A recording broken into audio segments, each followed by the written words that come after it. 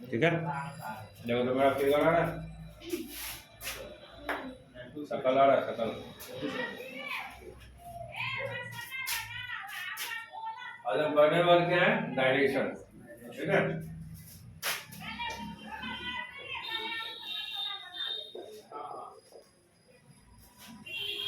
सबसे पहले हमें जानना पड़ेगा डायरेक्शन होता क्या है। लोगों ने बहुत बार पढ़ा है direction, direct speech, indirect speech. ये कॉन्सेप्ट की बात है। और फर्स्ट ऑफ ऑल हमें ये जानना जरूरी है कि नरेशन कहते किसको। पूरा अच्छी तरह से हिंदी में समझाया था, इसे समझ में आपने जगह पर देखिए, बहुत कॉमन सेंस की बात है। जब हम नरेशन की बात करते हैं तो नरेशन का मतलब ही होता है बातचीत करना। जैसे हम आपसे बात कर रहे हैं, ये उनसे बात कर रहे हैं, लोग एक दूसरे से बातचीत करते रहते हैं, इसी को नरेशन। पहला कॉन्सेप्ट क्लियर हुआ। जो भी आपस में हम लोग बातचीत करते रहते हैं, यही नरेशन है। बातचीत करने के दो तरीके होते हैं, इट माइट बी पॉसिबल। एक, जैसे आपने मुझे कुछ कहा, ठीक, और मैंने वही बात किसी और को कहा, ऐसा ही होता है। जैसे एग्जाम्पल ले लेते हैं, जब पिताजी ने कहा जब बाजार से जाओ दूध लेके आना, हम दुकानदार के पास जाके ये तो नहीं कहेंगे जब पिताजी ने कहा है जब बाजार से जाओ दूध लेके आओ, ऐसी बात तो नहीं कहेंगे। दुकानदार को बोलेंगे जो हमें दूध दीजिए, सारा कहानी तो उसको नहीं सुनाएंगे। यानी जब कोई मुझे कुछ कहता है और उन बातों को जब मैं अपने बातों में कहता हूं, वो हो जाता है इनडायरेक्ट नरेशन। अब नरेशन को समझने के लिए दो व्यक्ति का होना जरूरी है। एक जो मुझसे कुछ कहेगा, दूसरा वो जो कुछ भी मैं कहूंगा उसको किसी और को प्रसाद वितरण यानी सुना के आएगा। हमें पता है पूरे दिन यही काम होता है, या तो हम औरों को बात सुनाते हैं या औरों लोग हमें सुनाते हैं। यानी एक दूसरे के बीच डायलॉग्स होता है, कम्युनिकेशन होता है, that is called the narration. जब डायरेक्ट स्पीच की जब हम बात करते हैं तो direct speech indicates actual expression of speaker. Direct speech की बात ये हुआ जो एक्चुअल एक्सप्रेशन है, यानी आपने जो कुछ भी कहा, that is the direct speech. इसका डेफिनेशन हम लिख सकते हैं, लिख लिया आप लोग डेफिनेशन डायरेक्ट स्पीच।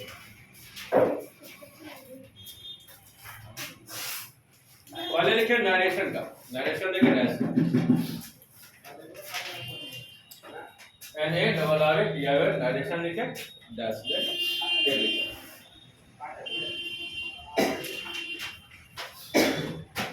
इसका लिखे इट मींस दैट, नरेशन का लिखे इट मींस दैट। इसको अभी नहीं लिखना, अभी बोर्ड वाला समझाने के लिए लिखा है। It means MEANS, it means that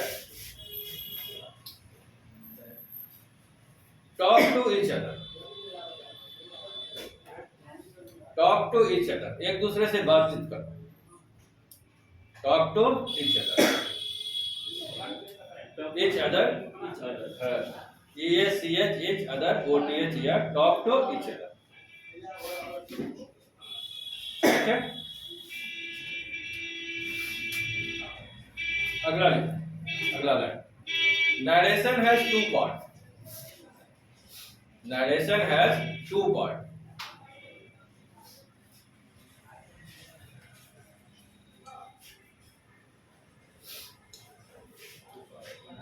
part A ऐसे लिखे, ए डाल के पोस्ट करें डायरेक्ट नरेशन। अब डायरेक्ट नरेशन का डेफिनेशन लिखें, DIRECT, डायरेक्ट नरेशन, उसका डेफिनेशन लिखें। सरकारी तो लगा नहीं बता पर थोड़ी सी यार वो इसको लंच वीडियो ले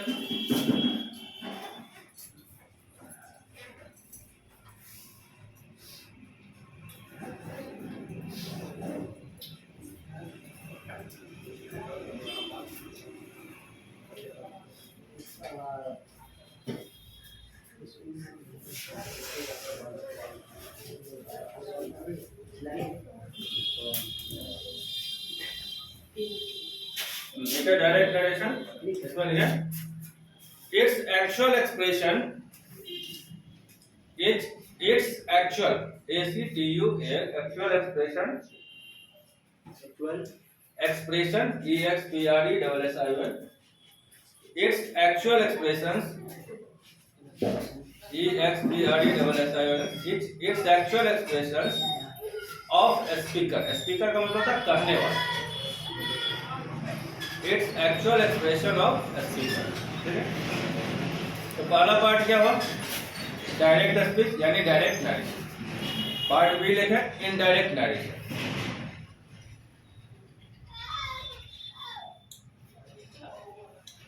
indirect narration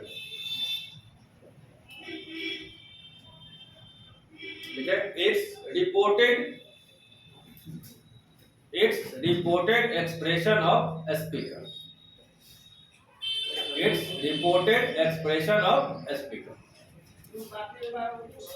reported REPORTED reported expression of a speaker not a speaker its reported expressions of a speaker clear तब दो बातें समझ में आई जब भी नरेशन यानी बातचीत की हम बात करते हैं एक होता है मन ही मन बात करना जब हम मन ही मन बात करते हैं तो नरेशन नहीं है जब हम दूसरे से बात करते हैं तब नरेशन ठीक है और जब दूसरे से बात करेंगे तो स्वाभाविक सी बात है दो आदमी को होना बहुत जरूरी है जब हम उनसे कोई बात करते हैं तो डायरेक्ट नरेशन में आते हैं अब वही बात या तो हमको ही सुनाए या किसी दूसरे को सुनाए तो वो हो जाता है इनडायरेक्ट नरेशन हमें क्लास में सीखना होता है convert direct narration into indirect narration यानी डायरेक्ट नरेशन को इनडायरेक्ट नरेशन में कैसे बनाते हैं यहां तक समझ गए अब इसके आगे चलते हैं एक सेंटेंस से अब सीखते हैं यहां मैंने लिखा Aman said to his mother I am reading newspaper Aman अपनी माँ से कहता है कि मैं समाचार पत्र पढ़ता हूँ अब यहाँ पर जैसे मैंने डायरेक्ट इनडायरेक्ट दो पार्ट बनाए थे नरेशन के वैसे यहाँ पर भी दो पार्ट देखिए क्लियरली एक पार्ट आपका इन्वर्टेड कॉमा के अंदर है एक पार्ट इन्वर्टेड कॉमा से बाहर है कभी भी आप लोग टीवी पे न्यूज अगर देखेंगे तभी मानते चलिए यूक्रेन में लड़ाई हो रहा है अब जी न्यूज का कोई पत्रकार वहां पे रिपोर्टिंग कर रहा है तो वो क्या बोलता है वो बोलता है रिपोर्टिंग फ्रॉम यूक्रेन तो जो हम बोल रहे हैं वो रिपोर्टिंग हुआ और जो कुछ बोला जा रहा है वो रिपोर्टेड हुआ जैसे मान लीजिए मैं पत्रकार हूँ अभी यूक्रेन में हूँ और स्टूडियो को न्यूज दे रहा हूँ है ना मैं बोलूंगा I am reporting from Ukraine यानी मैं अभी यूक्रेन से बोल रहा हूँ और जो कुछ भी मैंने बोला यूक्रेन में रसिया ने अटैक किया है बहुत सारे रॉकेट्स दागे गए हैं तो जो मेरा कंटेंट है ये कंटेंट क्या है मेरा रिपोर्टिंग है मैं कौन हूँ रिपोर्टर हूँ और जो मैं बोल रहा हूँ वो क्या रिपोर्टेड नहीं है जैसे आप क्या हुए आप अगर किसी से कुछ जाके कहते हैं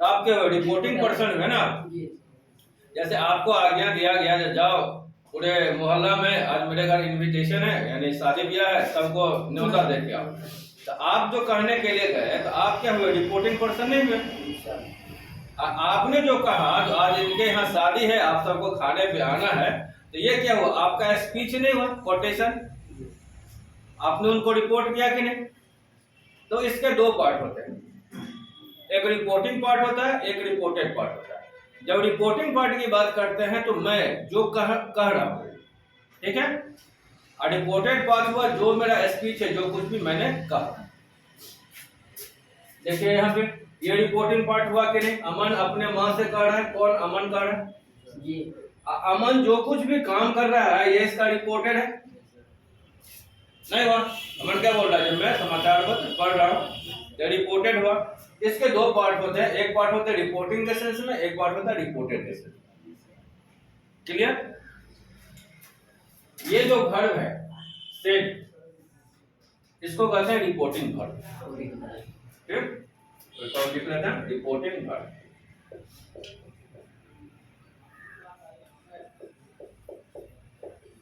इसको कहते हैं रिपोर्टिंग वर्ब। ये अमन कौन हुआ? नहीं, अमन हुआ रिपोर्टिंग सब्जेक्ट। ये अमन जो है आपके भाई साहब, ये हुए रिपोर्टिंग सब्जेक्ट, क्योंकि बिना सब्जेक्ट का तो कोई काम होना नहीं, सिंपल सी बात है। तो हम इसको बोलेंगे रिपोर्टिंग सब्जेक्ट, यानी अमन ही ये बात बोल रहा है।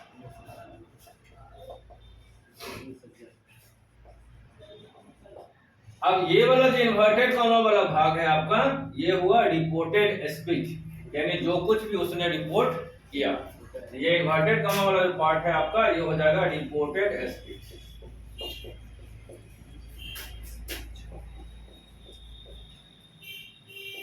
यहां तक समझ में आया? सिंपल सी बात है। पहला लाइन जो इन्वर्टेड कॉमा के बाहर है वो रिपोर्टिंग लाइन होता है। रिपोर्टिंग लाइन का सब्जेक्ट कौन है? अमन है। जो कुछ भी कह रहा है वो उसका क्या हुआ? रिपोर्टिंग वर्ब हुआ। और उसकी माँ क्या हुई? ऑब्जेक्ट। उसकी माँ हो गई रिपोर्टिंग ऑब्जेक्ट। नहीं, क्योंकि अपनी माँ से ही तो कह रहा है ना।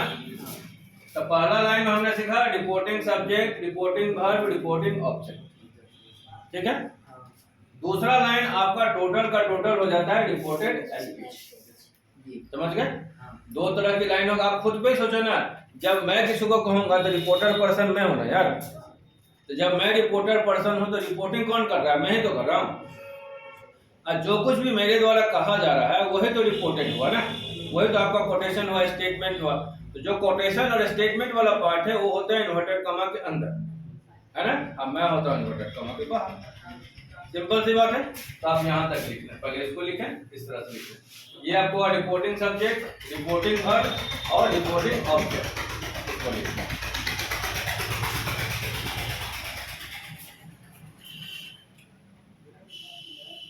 सवेरे स्टार्ट कर दिया। नहीं, बस एक सेकंड, मैंने 1 मिनट पहले स्टार्ट हुआ था।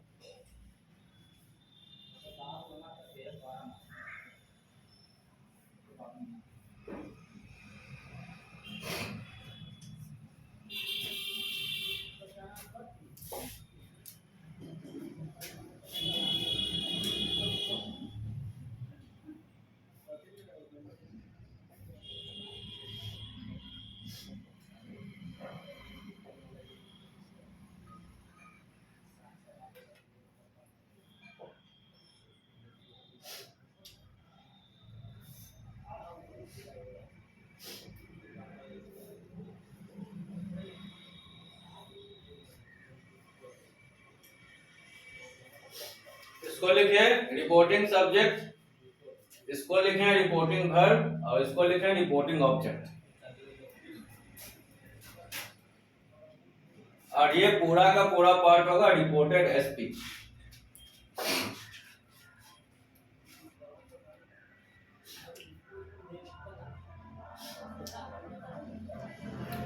समझ गए? अब आप लोग मुझे बताएं इसमें क्या होगा। इसमें अमन क्या होगा? काजल बोलिए तो। अमन सेट टू मी। एक मिनट बीच में तो अमन क्या होगा? तुम बोलो काजल। Reporting subject. सेट क्या होगा?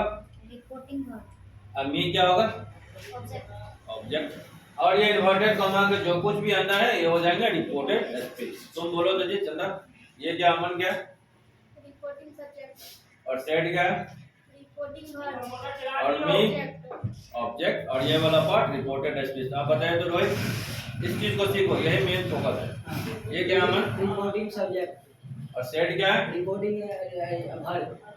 हाँ ठीक है। और मी? Reporting object. और नीचे वाला part reporting speech. Reported speech. Reported का मतलब हुआ जो मैंने रिपोर्ट किया, ठीक है। आप बताओ तो शौकत भाई, ये क्या है? Reporting subject. सेट क्या है? Reporting object. और ये क्या है? Reporting verb. रिपोर्टिंग ऑब्जेक्ट, ठीक है। और ये हो गया रिपोर्टेड स्पीच। स्पीच। तुम बोलो तो जी नोट, ये क्या? Reporting subject. ये क्या? Reporting verb. ये रिपोर्टिंग ऑब्जेक्ट। और ये रिपोर्टेड स्पीच। Reported speech. पहला स्टेप में हमें जानना इसलिए जरूरी होता है, क्या चाहिए सर यहाँ रिपोर्टेड स्पीच जो है, हाँ। अगर इसमें काम करें तो वर्ब का दूसरा फॉर्म आएगा। जी जी क्या बोल रहे हैं? रिपोर्टेड स्पीच जो लिखा हुआ है इसका, हाँ तो रिपोर्टेड स्पीच रिपोर्टिंग स्पीच में लिखा हुआ है, रिपोर्टिंग सब्जेक्ट लिखा है, इसमें रिपोर्टेड सब्जेक्ट लिखा है, यानी इसमें घर का दूसरा फॉर्म आएगा। नहीं नहीं, दूसरा तीसरा पद तो बाद में बताएंगे कैसे आएगा नहीं आएगा, ये तो बाद के क्वेश्चन है। पहला सेंस में हमको सोचना ये है, एक मैं हूँ जिसको रिपोर्टिंग करना है, और दूसरा सेंस ये है जो कुछ भी मैं उनसे कहूंगा वो मेरा रिपोर्टिंग यानी कोटेशन स्पीच हो जाएगा। दो बातें हमें सीखना है। कंडीशन ये है जो ये बातें कोई मुझे कहेगा तब जाके मैं कहूंगा, ये भी कंडीशन है, या डायरेक्ट मैं उनसे कहूंगा। जब मैं उनसे डायरेक्ट ये बातें कहूंगा तो हो जाएगा डायरेक्ट नरेशन, हमेशा याद रखें। और किसी की कही हुई बातें अगर उनको सुना रहा हूँ या फिर उन्हीं से बोल रहा हूँ, सर आपने ऐसा बोला है, तो हो जाएगा इनडायरेक्ट नरेशन। दोनों के बीच में ये अंतर है। मैंने क्या लिखा है? Direct narration actual expression of speaker. Actual expression of speaker का मतलब है जो उन्होंने कहा, ठीक है। और इनडायरेक्ट नरेशन में क्या लिखा है? रिपोर्टेड एक्सप्रेशन, यानी जो हमने रिपोर्ट किया। तो दोनों अलग हुआ कि नहीं अलग हुआ? अब हमें आगे सीखना है इसको चेंज कैसे करते हैं, ठीक है। यहाँ तक समझ में आया?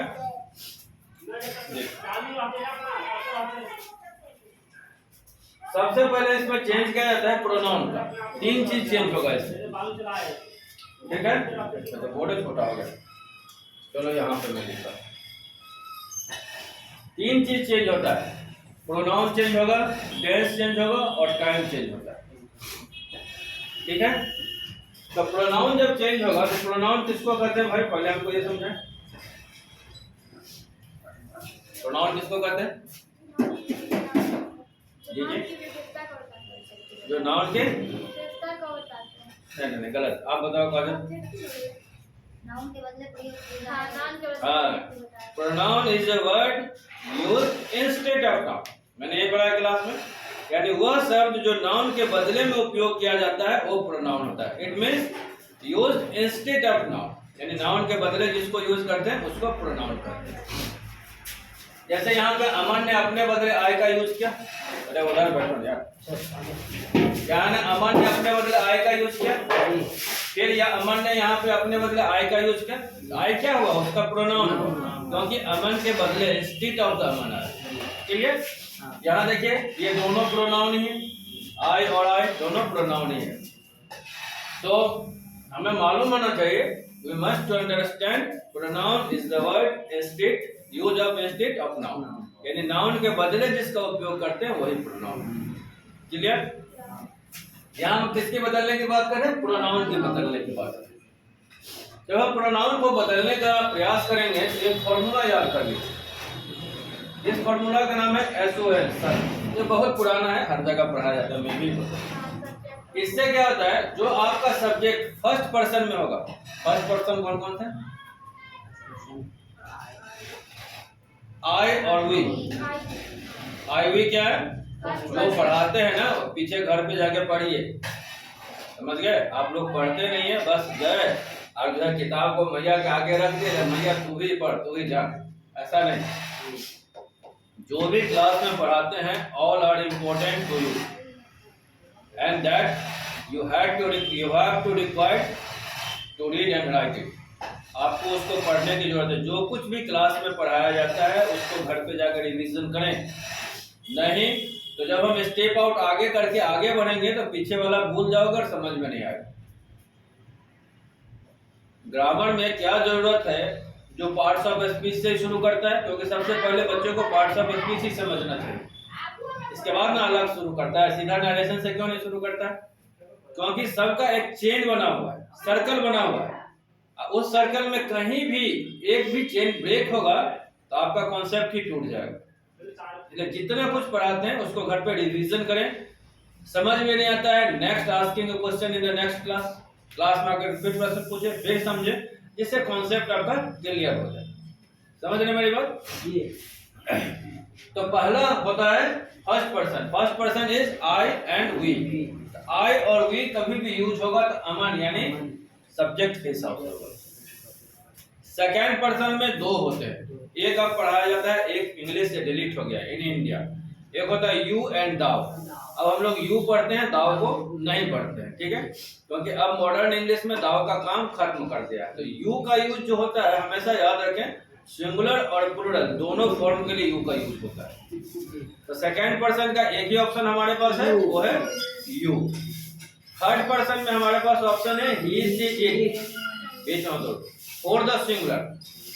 ही सी इट का जब भी यूज करेंगे तो सिंगुलर के सेंस में यूज करेंगे, और दे का जब भी यूज करेंगे तो प्लूरल के सेंस में यूज करेंगे। यहां तक समझ में? फर्स्ट पर्सन हमने समझा I we, second person you, third person he she it singular में, और दे हो गया प्लूरल। यहाँ में समझना पड़ेगा आई का यूज सिंगुलर के लिए होता है, वी का यूज प्लूरल के लिए होता है, और यू का यूज सिंगुलर और प्लूरल दोनों के लिए होता है। Concept clear? अब जब यहाँ पे आई रहेगा, है ना, सॉरी, यहाँ पे आई रहेगा तो ये अमन के हिसाब से चेंज होगा। हमेशा याद रखें, आपको जो चेंज करना है वो रिपोर्टेड स्पीच में चेंज करना है। ये जो रिपोर्टिंग स्पीच वाला पार्ट है ना, इसमें चेंज नहीं होगा, इसमें सिर्फ वर्ब के रूप बदलते हैं, जैसे सेड के बदले टोल्ड आ जाएगा आपका। ये पार्ट आपका एज इट इज रहेगा, बस ये टू जो है ना ये यहाँ से खत्म हो जाएगा। जैसे मैं इसको नीचे बनाता हूँ, नीचे वाले को देखिए,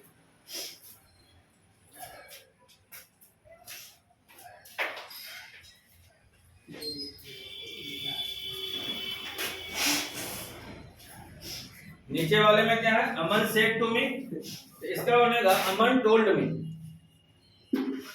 अमन टोल्ड मी। एक मिनट रुक जाओ, गीला हो गया।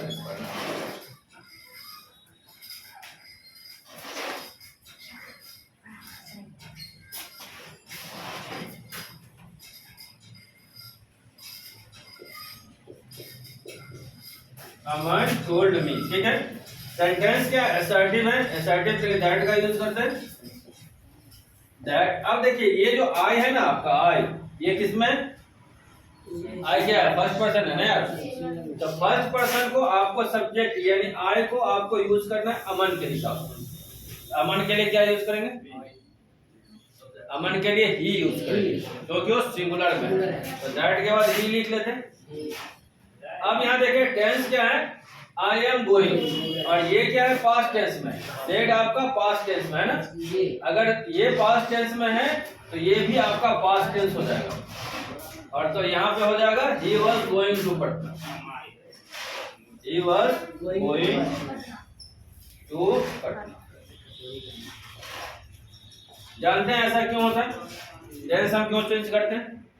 इसके पीछे का साधारण सा कारण है क्योंकि घटना हो चुकी रहती है। ऐसा तो नहीं मेरे सामने में मन बोला, प्रेजेंट की बात तो नहीं हो रही। जैसे मान लीजिए 1 साल या 2 साल पहले आपके घर में कोई काम हुआ होगा, तो 2 साल पहले आपके पिताजी बताए होंगे ना आज दीदी चली जाएगी, ऐसा बोलेंगे ना, या आज मामा जो है शादी खत्म हो गया चले जाएंगे, ऐसा बोलेंगे ना। उन्हीं बात को अगर आज के डेट में हम बोलेंगे तो हमारे लिए पास्ट नहीं हुआ। समझने का प्रयास करें, यानी 2 साल पहले कोई मुड़न हुआ, उपनयन हुआ, शादी हुआ, कुछ भी हुआ, और उस टाइम जो हमारे घर में गेस्ट आए हुए थे और हमें जो गार्जियन इंस्ट्रक्शन देते हैं कि देखो आज दीदी जाएगी, है ना, या आज दीदी चली गई, ऐसा भी बोल सकते हैं। तो ये दीदी है या जाएगी, 2 साल के टाइम जब वो घटना हो रही थी उस टाइम वो प्रेजेंट था, लेकिन वही बात जब आज के सेंस में हम कर रहे हैं तो हमारे लिए पास्ट हो जाता है, और यही कारण है कि हम टेंस को बदल देते हैं। अब लॉजिक समझ में आया?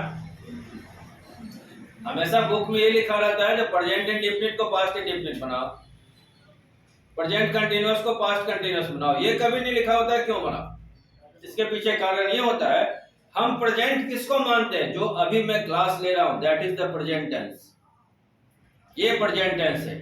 जो गुजर गया वो पास्ट टेंस है, और जितनी घटना का विवरण डिस्क्रिप्शन बुक के अंदर दिया होता है, जो भी घटना ये सब गुजर चुके रहते हैं। तो जब डायरेक्ट में बात करते हैं तो उसके हिसाब से 2 साल पहले वाला बात करते हैं ना, लेकिन आज जब हम बनाएंगे तो 2 साल पहले वाला बात नहीं ना है, अब तो समय गुजर गया है, अब वो इनडायरेक्ट में पास्ट ही होगा, और यही इसके पीछे का कारण है जो टेंस बदलना पड़ता है। समझ गए बात को? तो हमने क्या किया यहाँ पे, that he was going to Patna, क्योंकि हमने सीख रखा क्या प्रेजेंट कंटीन्यूअस को पास्ट कंटीन्यूअस में बदलना। ये नेक्स्ट सेशन में बताएंगे कैसे कैसे चेंज होता है। ठीक है, यहाँ तक समझ में आया? इसको मिटाएं, आप चाहो तो इसको लिख लो, दोनों को याद रहेगा।